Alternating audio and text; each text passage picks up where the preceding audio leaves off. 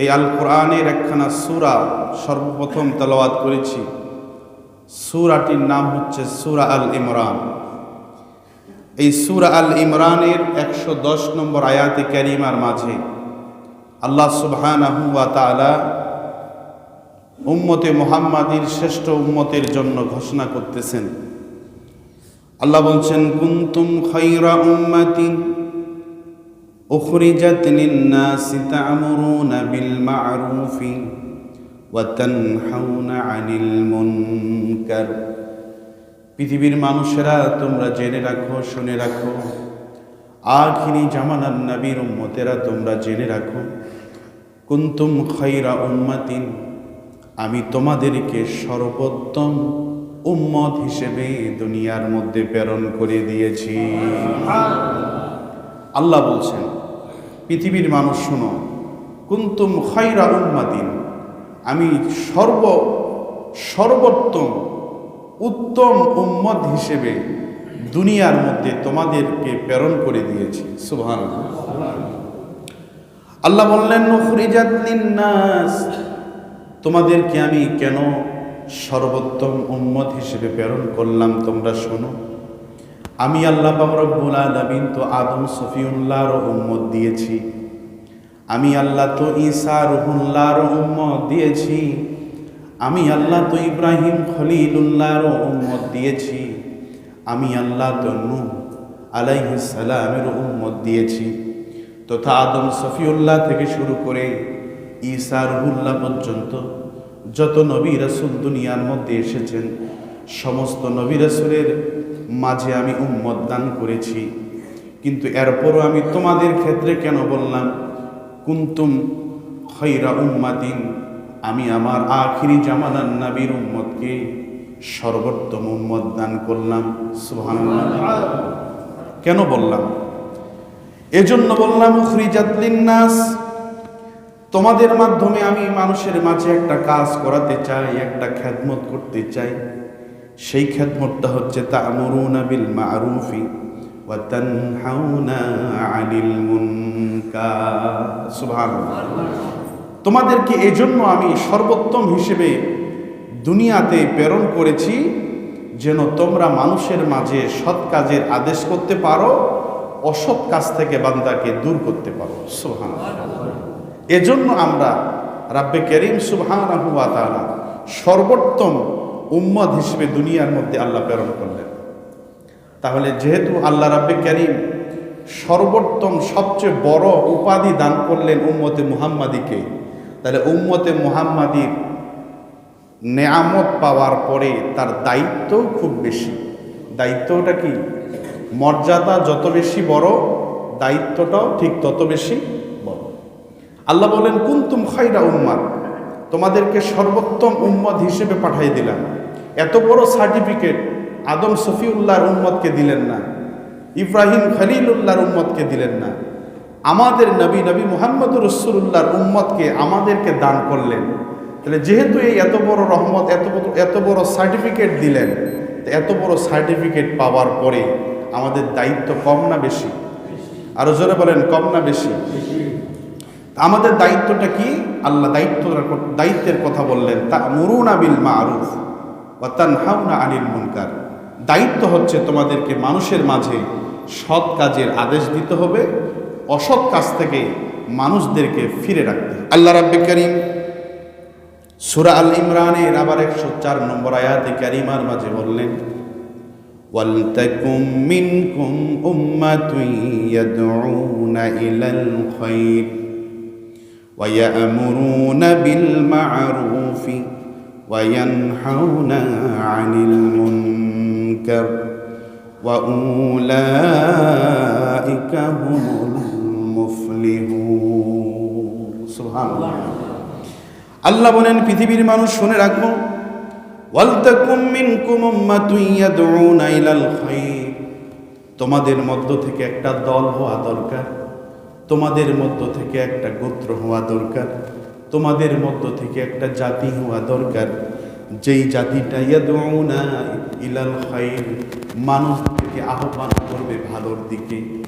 কোন দিকে বলছেন? আরো জোরে বলেন না, বলতেছেন কে? আল্লাহ বলেন ওয়ালতাকুম মিনকুম উম্মাতুন ইয়াদউনা ইলাল খায়র, তোমাদের মধ্য থেকে একটা দল হওয়া দরকার, যেই দলটা মানুষদেরকে আহ্বান করবে ভালো কাজের দিকে। ওয়া ইয়ামুরুনা বিল মা'রুফ, মানুষদেরকে সত্য এবং সজা সহজ পথে পরিচালিত করার জন্য আহ্বান করবে। সুবহানাল্লাহ।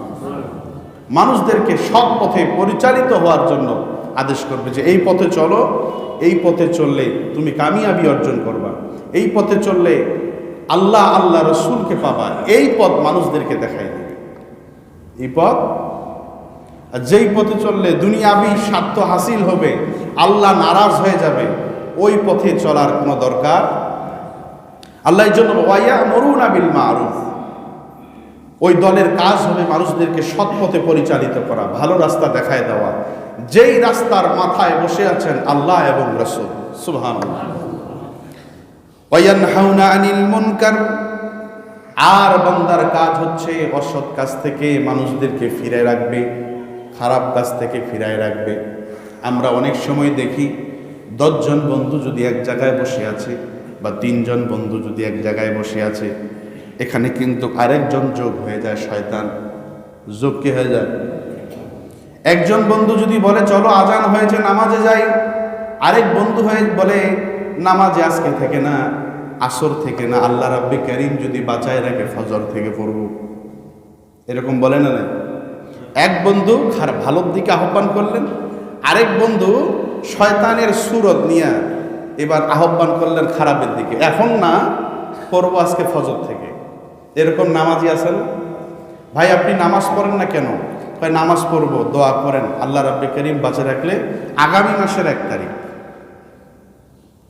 তো নামাজ শুরু করার জন্য 1 তারিখ আর 2 তারিখ আর শনিবার আর শুক্রবার আছে। অনেক নামাজিকে বলেন ভাই আপনি নামাজ পড়েন না, আপনি মুসলমান মানুষ, নামাজ শুরু করেন। তো হুজুর আপনি দোয়া করেন আল্লাহ যদি বাঁচিয়ে রাখে আগামী শুক্রবার থেকে আর মিস হবে না। তা নামাজ কি শুধু শুক্রবার থেকেই ফরজ, না ওই সময় থেকেই ফরজ? তা আমরা দেখি 3 জন 4 জন 5 জন বন্ধু বসে আছে, বাস একজন বন্ধু ভালো কাজের দিকে আহ্বান করলো, আরেকজন বন্ধু খারাপ কাজের দিকে আহ্বান করলো। এখানে দ্বিধাদ্বন্দ্ব সৃষ্টি হয়ে গেল, কেউ ভালোর কাজে আসে, কেউ খারাপের কাজে যায়। এজন্য আল্লাহ বলেন বান্দা যখন তুমি বন্ধু তৈরি করবা তখন চিনে বুঝে দেখে শুনে বন্ধু করার দরকার আছে, আছে না নাই? ইমানদারের সাথে বন্ধুত্ব করবা, কাল কিয়ামতের ময়দানে হাসর নাসর হবে ইমানদারের সাথে। বেঈমানের সাথে, ইমান হারার সাথে বন্ধুত্ব করবা, কাল কিয়ামতের ময়দানে হাসর নাসর হবে বেঈমানের সাথে। এই জিনিসগুলি আমাদের ভাবার দরকার আছে। এজন্য আল্লাহ বলেন ওয়া ইয়ামুরুনা বিল মা'রুফ, তাদের কাজ হচ্ছে 2টা, আহ্বান করবে। ওয়া ইয়ামুরুনা বিল মা'রুফ, মানুষদেরকে সৎ কাজের দিকে আহ্বান করবে। ওয়া ইয়ানহাউনা আনিল মুনকার, আরেকটি কাজ হচ্ছে মানুষদেরকে অসৎ কাজের দিকে আহ্বান করবে। কাজ কয়টা? আরো জোরে বলেন কয়টা? একটা ভালো, একটা খারাপ। আমরা কি মানুষদেরকে ভালো কাজের দিকে আহ্বান করতে চাই না খারাপের দিকে? আরো জোরে বলেন, ভালোর দিকে না খারাপের দিকে? এটা শুধু পুরুষদের জন্য না মহিলাদের জন্য দরকার আছে? জোরে বলেন, শুধু পুরুষদের জন্য না মহিলাদের জন্য? সকলের জন্য। আল্লাহ রাব্বি কারীমকে এখন যদি প্রশ্ন করা যায়, আল্লাহ শুধু তো এই আয়াতে কারিমার মাধ্যমে আপনি বুঝাই দিচ্ছেন পুরুষদের জন্য, আল্লাহ বলেন না, সূরা আত-তাওবার ৭১ নম্বর আয়াতের মাঝে আমি এবার পুরুষ মহিলা উভয়ের জন্য বলছি। সুবহানাল্লাহ।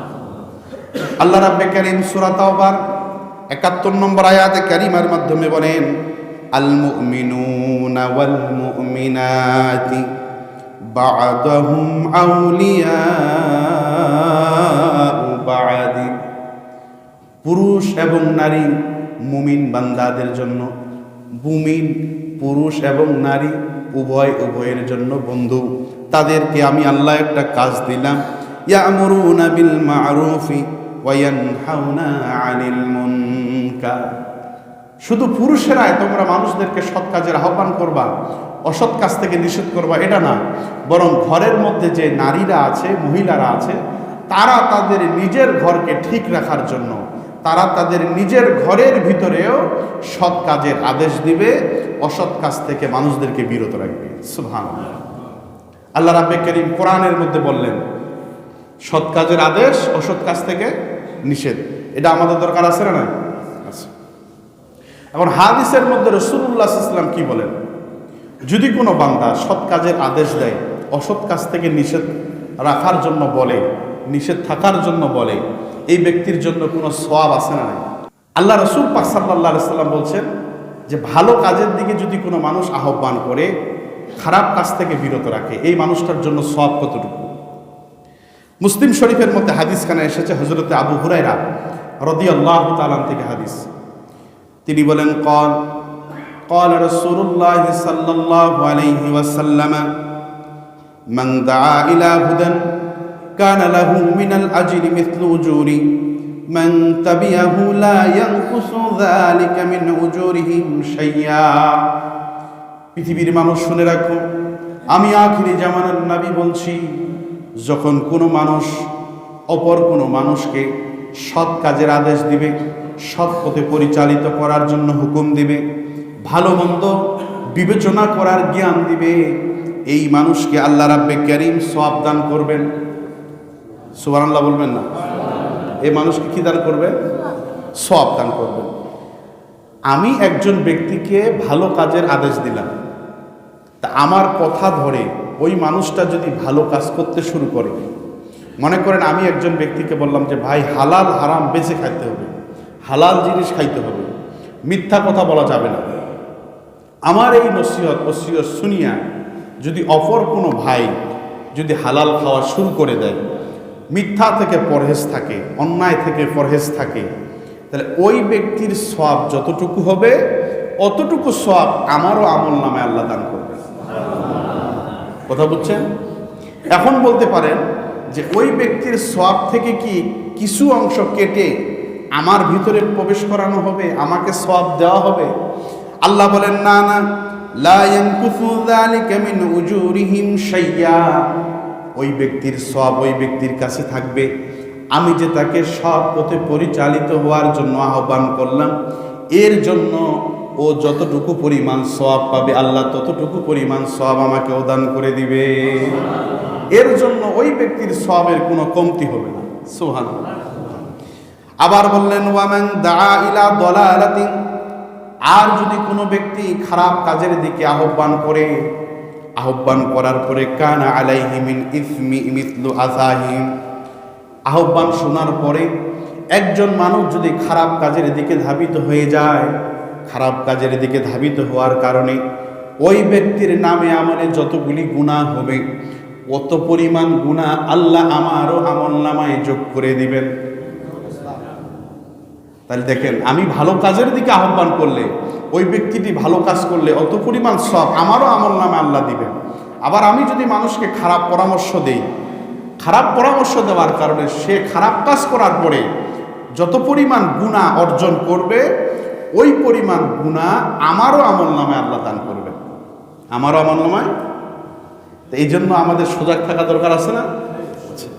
রাসূলুল্লাহ সাল্লাল্লাহু আলাইহি ওয়াসাল্লামের কওল, হযরত ইকরামা রাদিয়াল্লাহু তাআলা তিনি বর্ণনা করেন, আল্লাহর হাবিব বলেছেন যে 5টি কাজ, সৎ কাজের আদেশ এবং অসৎ কাজ থেকে নিষেধ রাখার জন্য বান্দাকে 5টি কাজ করতে হবে। কয়টি কাজ?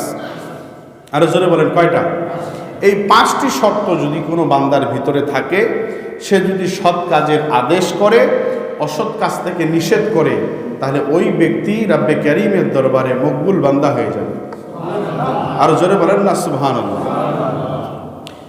আল্লাহর হাবিব বলেন, যদি কোনো ব্যক্তি অপর কোনো মুসলমান ভাই বা যে কোনো ভাই যে ধর্মের হোক না কেন, তাকে যদি সৎ কাজের আদেশ এবং অসৎ কাজ থেকে নিষেধ থাকার জন্য বলে, তাহলে যিনি বলবেন তিনাকে 1 নম্বরে জ্ঞান থাকতে হবে, এলেম থাকতে হবে। কি থাকতে হবে? এলেম। কারণ আমি একজন মানুষকে বলতেছি যে ভাই এইটি কাজ করিয়েন না, এই কাজ শরীয়ত বিরোধী কাজ, এই কাজ না করে আপনি এই কাজ করেন। তা আমি যখন তাকে ভালো কাজের আদেশ দিব, খারাপ কাজ থেকে বিরত রাখবো, তখন অবশ্যই যিনি রাখবেন তাকে জ্ঞানী হতে হবে। কি হতে হবে? যেই সম্পর্কে বলতেছেন ওই সম্পর্কে জ্ঞান থাকতে হবে।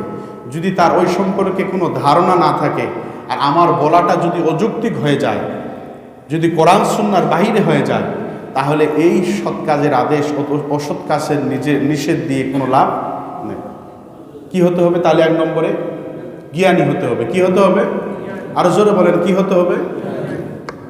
2 নম্বর, রাসূলুল্লাহ সাল্লাল্লাহু আলাইহি সাল্লাম বলেন যে আমি যদি কোনো মানুষকে সৎ কাজের আদেশ এবং অসৎ কাজ থেকে নিষেধ প্রদান করি, তাহলে আমাকে আমার একমাত্র লক্ষ্য উদ্দেশ্য হবে আল্লাহর জন্য। আরো জোরে বলেন, কার জন্য? আমি একজন মানুষকে সৎ কাজ সুপরামর্শ দিলাম, কিন্তু ভিতরে ভিতরে আমার একটা কল্পনা জল্পনা থাকলো, আমি যাকে যে পরামর্শ দিলাম এর মধ্যে কিছু ফায়দা আমার আছে। এর মধ্যে কি আছে? ফায়দা আছে। হয় টাকা পাবো, অর্থ পাবো, সম্পদ পাবো, অথবা আমি তাকে যে অসৎ কাজের আদেশ দিলাম এর মাধ্যমে আমি অন্য আরেকটা জিনিস হাসিল করতে পারবো। এটা করা যাবে না। একমাত্র সৎ কাজের আদেশ অসৎ কাজ থেকে নিষেধ করার জন্য উদ্দেশ্য হতে হবে, রেজাবন্দি হতে হবে আল্লাহর সন্তুষ্টি। কার সন্তুষ্টি? আরো জোরে বলেন, কার? হযরত ইকরামা রাদিয়াল্লাহু তাআলা বর্ণনা করেন, একজন ইমানদার ব্যক্তি রাস্তা দিয়ে যাচ্ছেন। এক ইমানদার ব্যক্তি রাস্তা দিয়ে যাচ্ছেন। তিনি রাস্তার মধ্যে চলতে চলতে বিশাল এক বৃক্ষ দেখতে পাইলেন, গাছ দেখতে পাইলেন। তো ওই গাছের নিচে মানুষেরা পূজা করে। গাছের নিচে কি করে? পূজা করে। সেখানে তিনি ওই পূজার কাছে গিয়ে দেখেন অনেক মুসলমান ব্যক্তি ওই গাছের কাছে গিয়ে পূজা করতেছে। হযরত ইকরামা রাহমাতুল্লাহি আলাইহি বর্ণনা করেন, ওই ব্যক্তিটা একটা দৌড় দিয়ে ঘরের মধ্যে গেছেন। ঘরের মধ্যে গিয়ে একটা কুড়াল হাতের মধ্যে লইয়া আবার ওই গাছের দিকে একটা দৌড় মারছেন। সুবহানাল্লাহ। যখন ওই গাছের দিকে দৌড় মারছেন, যাইতে যেতে হঠাৎ রাস্তার মধ্যে শয়তানের সাথে সাক্ষাৎ হয়ে গেলেন। ফকি আবুল্লাহ সামারকান্দি রহমতুল্লাহি আলাইহি তানবীহুল গাফিলিন আরবি কিতাবের 58 পৃষ্ঠার মধ্যে বর্ণনা করেন, ওই ব্যক্তিটা যখন যাচ্ছেন রাস্তার মধ্যে যখন শয়তানের মানুষ আকৃতি দেখা হয়ে গেল, শয়তান মানুষ আকৃতিতে ওই ইমানদার ব্যক্তিটার সামনে এসে দাঁড়ালেন আর বললেন, ও মুসলমান ভাই, তুমি কোথায় যাচ্ছ? হাতের মধ্যে কুড়াল নিয়েছ, চেহারার মধ্যে তোমার রাগান্বিত ভাব কেন? বলেন, আমি এই কুড়াল দিয়ে ওই দূরের মধ্যে যে একটা গাছ দেখতে পাচ্ছেন ওই গাছটাকে আমি কেটে ফেলবো। গাছটাকে? তিনি বললেন, কেন গাছটাকে কাটবা? ওই গাছটিকে কাটার একমাত্র কারণ হচ্ছে মুসলমান ব্যক্তিরাও ওই গাছের নিচে গিয়ে পূজা করে। গাছের নিচে গিয়ে এরা যেন পূজা করতে না পারে, আল্লাহর সাথে সমকক্ষ করতে না পারে, শিরক করতে না পারে, এজন্য আমি গাছটিকেই কেটে ফেলব। শয়তান বললেন, গাছটিকে কাটার দরকার নাই। শয়তানের কাজ কি ভালো না খারাপ? আরো জোরে বলেন। নামাজে আসতেছে একজন মুসলমান, মসজিদের দিকে নামাজে আসতেছে, এই সময় কিন্তু শয়তান পিছনে পিছনে ধরে। কেমনে এরে এই নামাজ থেকে বিরত রাখবে? কিভাবে একে বিরত রাখা যায়? বাস যদি বিরত রাখতে পারে সে ব্যক্তি সাকসেস হয়ে যায়। দেখবেন যে অনেক মানুষ ঘুমায় গেছে, সারা রাত ঘুম ধরে না, কিন্তু যাক ফজরের আগে আগে ঘুম ধরছে, ফজরের আগে আগে ঘুম ধরেছে, এরপরে ফজর নষ্ট।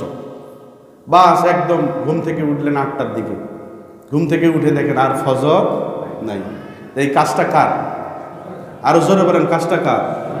এরকম যদি হয়, যদি এরকম হয়, তাহলে বুখারি না একটা মুখারি দলিল শুনেন। বুখারি না একটা মুখারি দলিল। যদি এরকম হয়ে যায় যে আমার আজকে 2-3 দিন 4 দিন ধরে ফজর পড়তে পারতেছি না, শয়তান আমাকে ধোঁকা দিচ্ছে, তো যখনই ঘুম থেকে উঠবেন উজু করবেন, পরিষ্কার পরিচ্ছন্ন হয়ে 1 খতম কোরআন শুরু করবেন। কয় খতম? না হলে 1 পারা কোরআন শুরু করবেন, এরপরে নফল নামাজ পড়বেন, এরপরে নফল নামাজ পড়বেন। দরকারে তসবিহ 100 জায়গায় 1000 পড়বেন, তসবিহ 100 জায়গায় 1000 পড়বেন, এরপরে দোয়া দুরূদ করে ছেড়ে দিবেন। দেখবেন যে শয়তান পরের দিন ওই ডাকে দিচ্ছে। সুবহানাল্লাহ বলবেন না? কেন ডাকে দিবে? এরে যদি এই 2 রাকাত নামাজ পড়তে না দিই, এই 4 রাকাত নামাজ পড়তে না দিই, তে ও আজকে সকালবেলা ঘুম থেকে উঠে হয়তো 12 রাকাত পড়বে, 4 রাকাতের জায়গায় 12 রাকাত পড়বে। তাকে যদি আমি এই 4 রাকাত পড়ার সুযোগ করে না দিই, তাহলে সে 1 খতম কোরআন শরীফ পাঠ করবে, তো ওর থেকে এটাই ভালো, এটাই পড়ুক।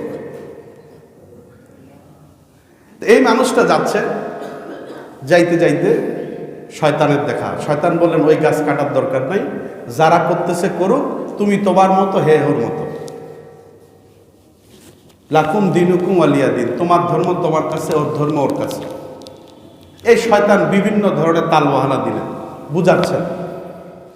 আল্লাহ পাক রব্বুল আলামিনের এই বান্দা বললেন যে না, আমি গাছটা কাটব। এক পর্যায়ে শয়তানের সাথে তার যুদ্ধ শুরু হলো।